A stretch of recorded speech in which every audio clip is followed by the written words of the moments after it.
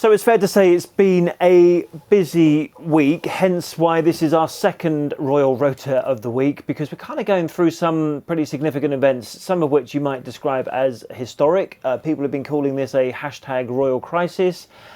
And, you know, you can debate whether it's a crisis or not, given everything else that's going on in the world, but it's certainly a story that's interesting everybody and a story that we thought we would discuss a little bit further. So welcome to the second Royal Rota of the week. Now, Lizzie's here. Since we were last chatting, where were we last when we did Royal Rota? In a field in Sandringham? In a field in Sandringham, yes. In Norfolk?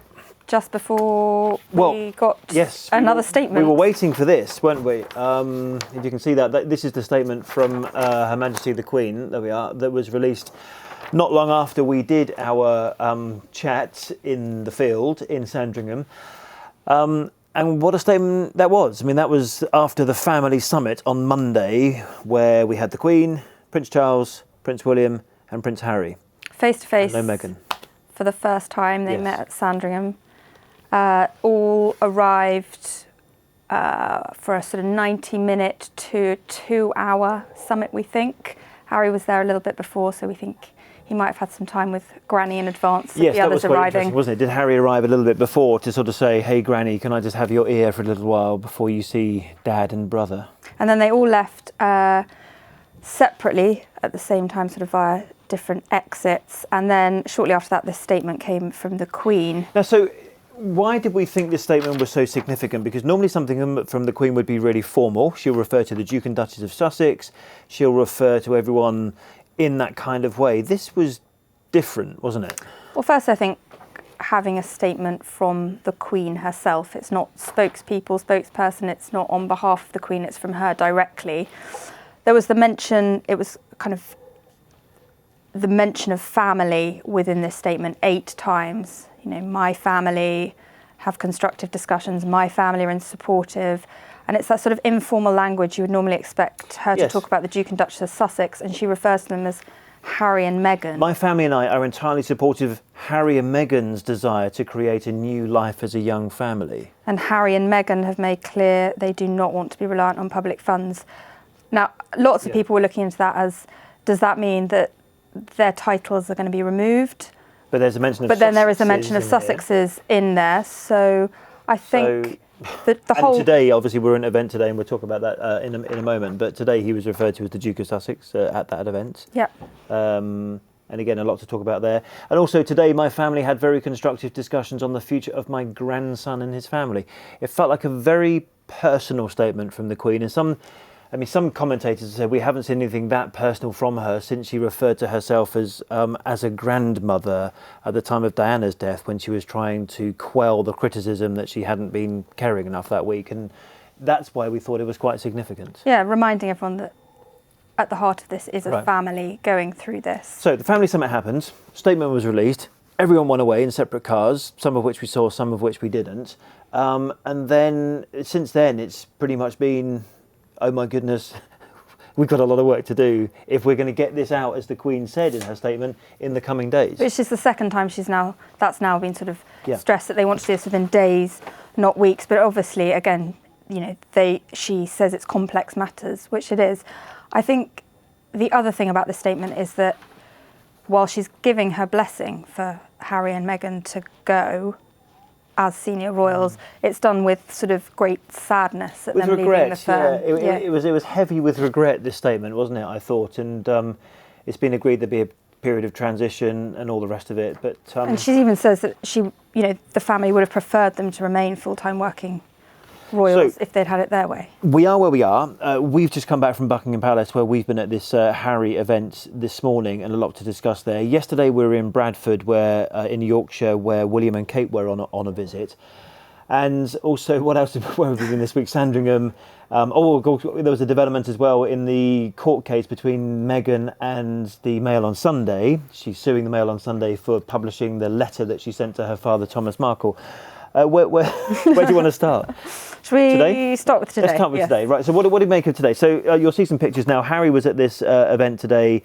The Rugby League World Cup will be in November 2021 in various stadiums in England. He was doing the draw for that World Cup today in Buckingham Palace. So this is the first time we'd officially seen him. Well, there's a first and a last question here. First time we've seen him, but was it the last event that he's ever going to do as a member of the royal family? Well, that's the question. I mean, did it feel? I kind of work out whether it felt like it or not. To me, it felt like it could be one of the last. Well, it definitely could be. If they can solve this within days, not weeks, as the Queen would like, then it is potentially the last time we'll see him as a working senior member of the family. But we thought he might go straight back to Canada to see Meghan, where Meghan still is, and we'll talk about what Meghan's been doing very shortly.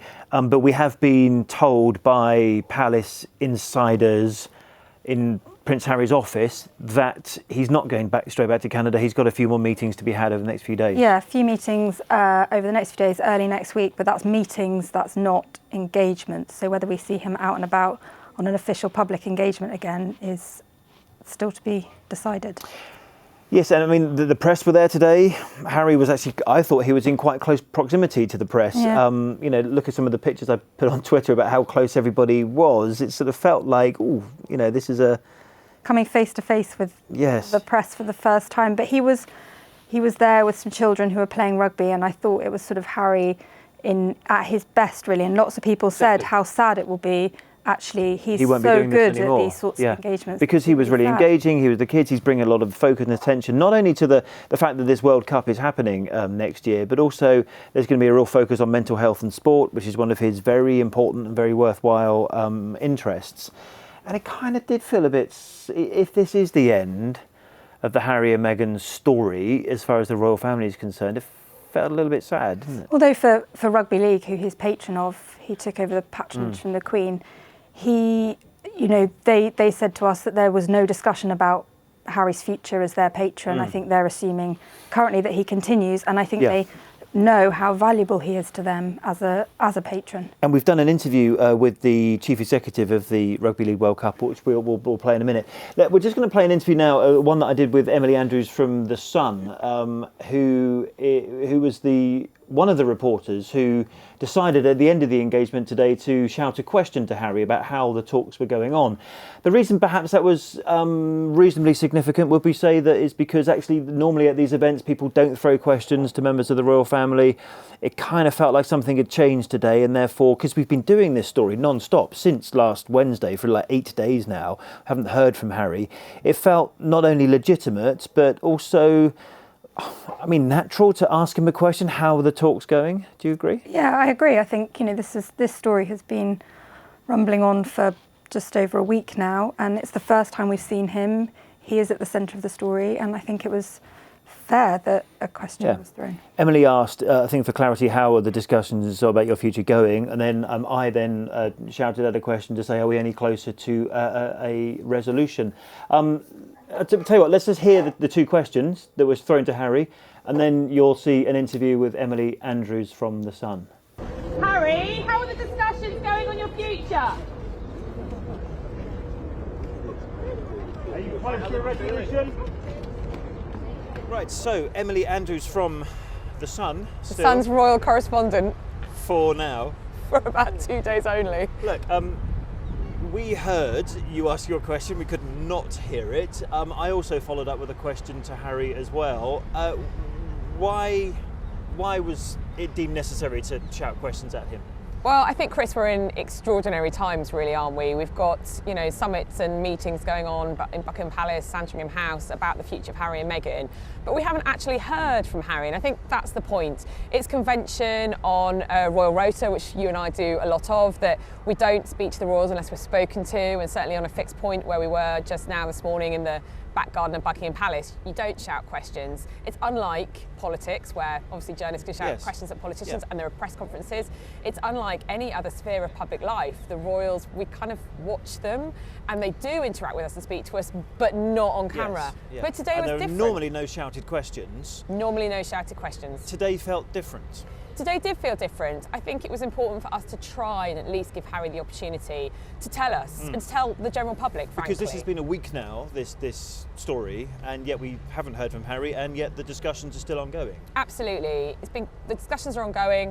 We know obviously from last Wednesday that he and Meghan want to leave their roles as senior royal. We know from the Queen's statement on Monday that she has agreed to let them step back. But actually, we don't know any of the fine details. We don't know, are they going to still live in the UK? Are they going to live in Canada for 12 months? Are they going to live in America? What's the finances? Are they going to still keep Frogmore? All of these things are being worked out behind the scenes. And today was an opportunity to ask Harry, how are the discussions going on your future? He laughed, apparently. He had his back to us when you and I asked the questions, and he had his back and he laughed. So that shows he's still got the Harry sense of humour, which is great to hear, really. It would have been nice if he'd answered the question. Yes, it would have been nice if we'd heard from Harry, but maybe we'll get a resolution in the next day or two. Did it feel to you like that was Harry's last ever public engagement? It felt a bit like a swan song, if I'm being honest. It felt like we were saying goodbye to Harry. It felt like... If not the last ever, but perhaps one of his last ones that he's going to do in that way. Absolutely. It felt like, are we ever going to see Harry again on a public engagement like this? He's made it very clear what he feels about the Royal Rota, about you, about me, Chris, and about how we report generally the royal family. He and Meghan wants to have a very different relationship with the press. They don't want people like us there reporting on their engagements. All of us standing there, the photographers, the journalists, we were all wondering, are we going to see him again? I hope we do. I hope we get to cover his engagements. He does so much great charity work, and he's such a force for good.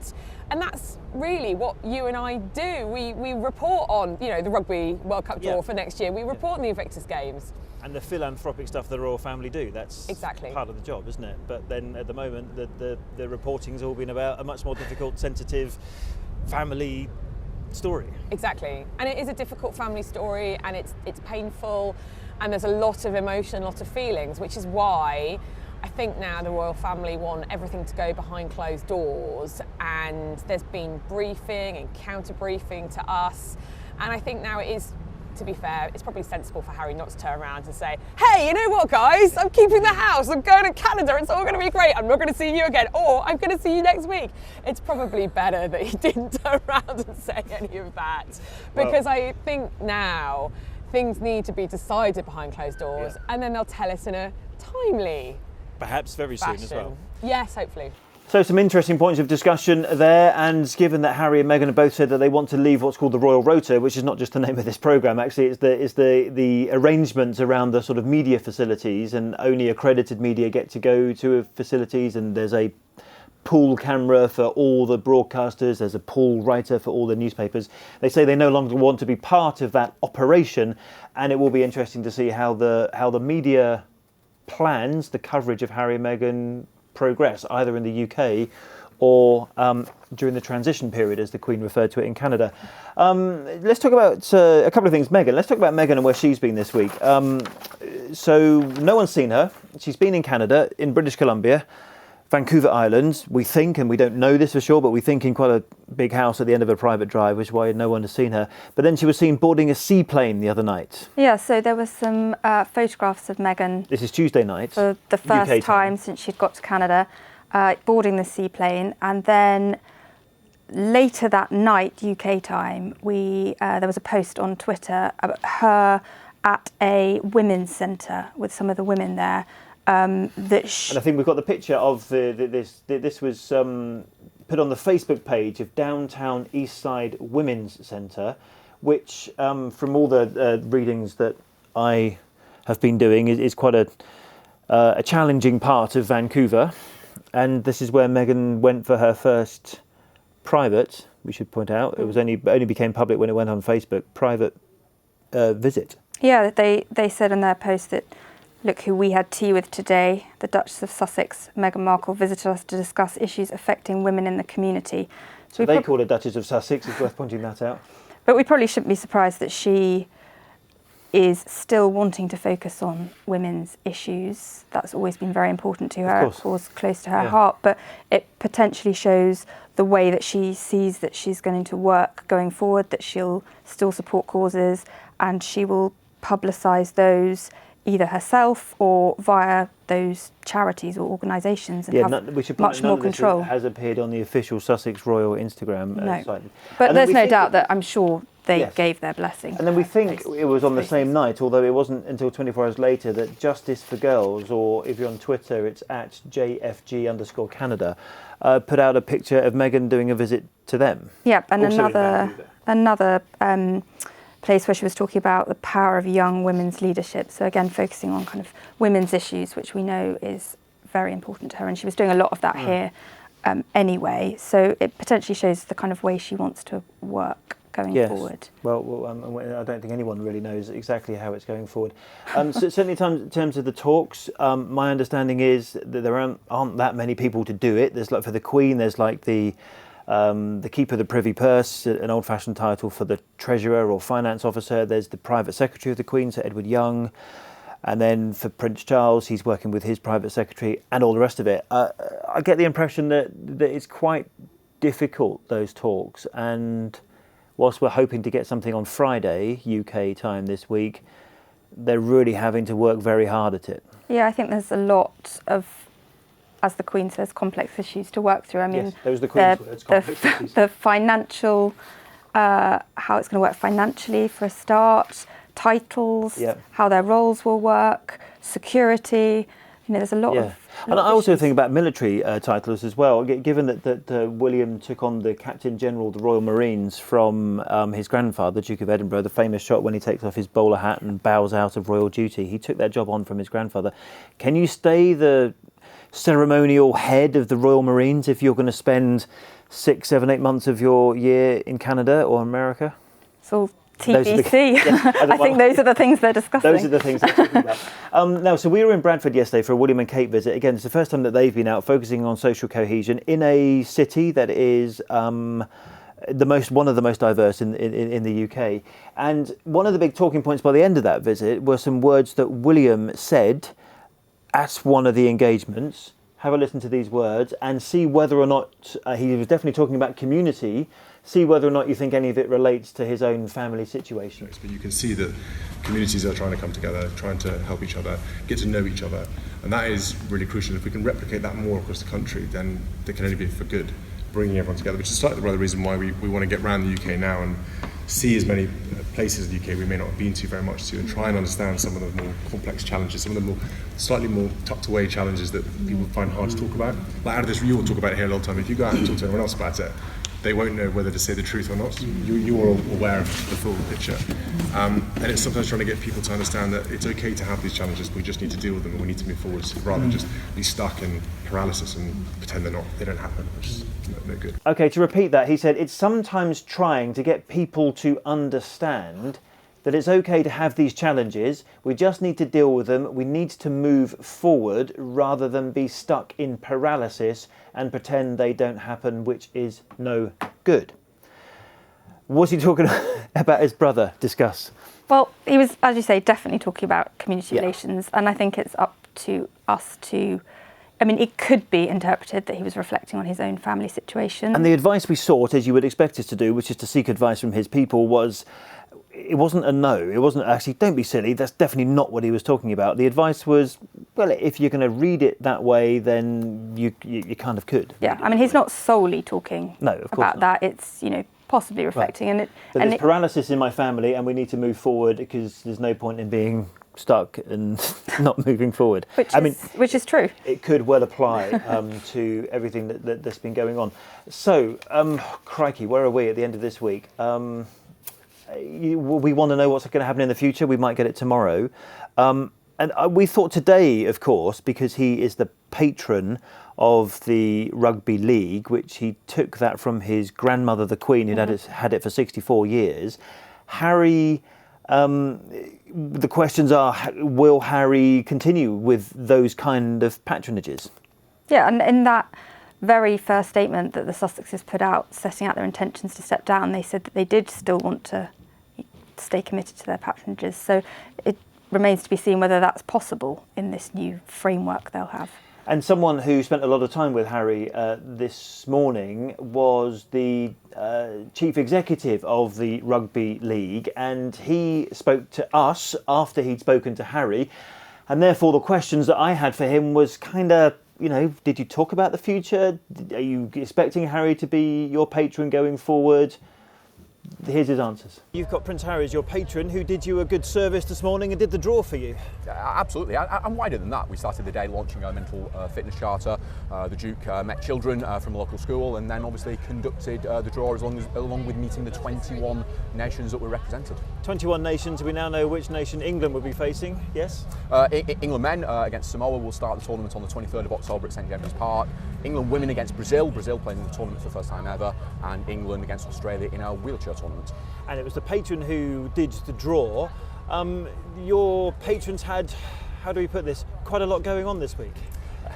Yeah, it's been clearly a busy time for him and his family. We were just delighted to come here to Buckingham Palace to celebrate the sport and the Duke to celebrate inclusivity and truly transforming people's lives with the power of sport. The power of sport in terms of mental health and all the rest of it, we know how passionate that is to Harry, and therefore very important that he's your patron. Do you have any idea what's going to happen going forward now that he's announced he wants to be half in, half out of the royal family? I'm sure there's still some discussions going forward about his patronage, but it's very clear in his statement that he wants to continue with those. We'd be delighted to see him many more times throughout the tournament, and indeed hopefully to present one or more of the trophies in our finals. But as we stand here today, you simply don't know what is going to happen going forward. The Duke was very clear today. He's really passionate about what we're doing. He has a personal interest in this, and he wants to play a wider role going forward, and we're absolutely delighted by that. Because he took the patronage from the Queen, who had it for 64 years. He's just been doing it for 3. Are you hoping that he also somehow, whether he's in Canada or here or wherever, might be able to reach 64 years as well? Who knows? But yeah, I mean, the Duke's commitment, it was shown at the Challenge Cup final at Wembley last August, and then again today. He's done work widely across sport, celebrated with Invictus Games. I think was genuinely interested in the inclusive approach that we've taken, having the men's, women's and wheelchair tournaments together for the first time, and he was delighted to meet the nations and stop and hear some wonderful stories of the athletes and the coaches and administrators that have come here to Buckingham Palace today. And you're right, I mean, I know from personal experience how much the Invictus Games means to him and how great those events are, but I mean, for all those events, there are lots of questions for people like you about how this is going to work going forward. We simply don't know. I don't know, and presumably you don't either.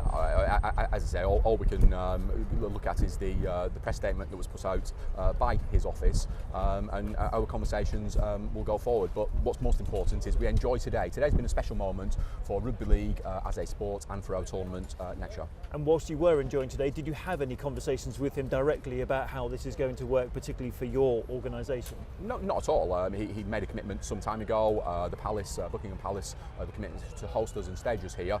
Obviously, these things take some time to put together, but no, the commitment was there, authentic, compelling, engaging with both the children and all the nations that he met. And it looked like a lot of fun, and we've got a World Cup to look forward to, what, in just under 2 years' time? Yeah, just under 2 years' time. 5 weeks of action. We've got 61 games across our 21 venues, 21 unique nations, 3 tournaments for the first time ever. Hopefully we can excite and enthuse people. You're going to be a busy man, no matter who your patron is, you're going to be a busy man. So those are the views of John Dutton, the CEO of the Rugby League World Cup. I suppose, what was he kind of saying there? That I would love Harry to stay as our patron and work with him because, as we discussed earlier, he's so good at these things and he brings the focus to it on all the rest of it. But I just don't know. I don't know any more than you know. And we didn't talk about it this morning. I think we all are just waiting for some news of those discussions, aren't we, to see where they're leading. I thought the other, I mean, Harry's not been unbusy this week, clearly not just dealing with his family and trying to have some FaceTime chat with Meghan and Archie, I'm sure, in Canada, where the time zone difference, in case you've never quite worked this one out, from the UK to the west coast of Canada and Vancouver in British Columbia, 8 hours, we think, -8. I mean, there's a big time difference, so I hope he's catching up with his family as best he can.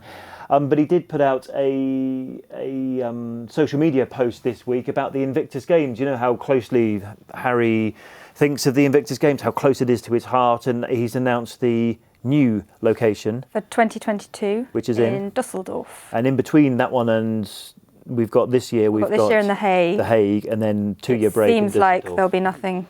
The following year, there's been no announcement. And just have a quick look at the advert that Invictus Games put up to promote the Dusseldorf Games in 2022. This year, we are heading to The Hague, where I'm delighted that we'll be joined by 20 nations for 2020. As Belgium and the Republic of Korea join the Invictus family. In 2022, the Invictus Games will travel to a new country, a new home for respect for our armed forces.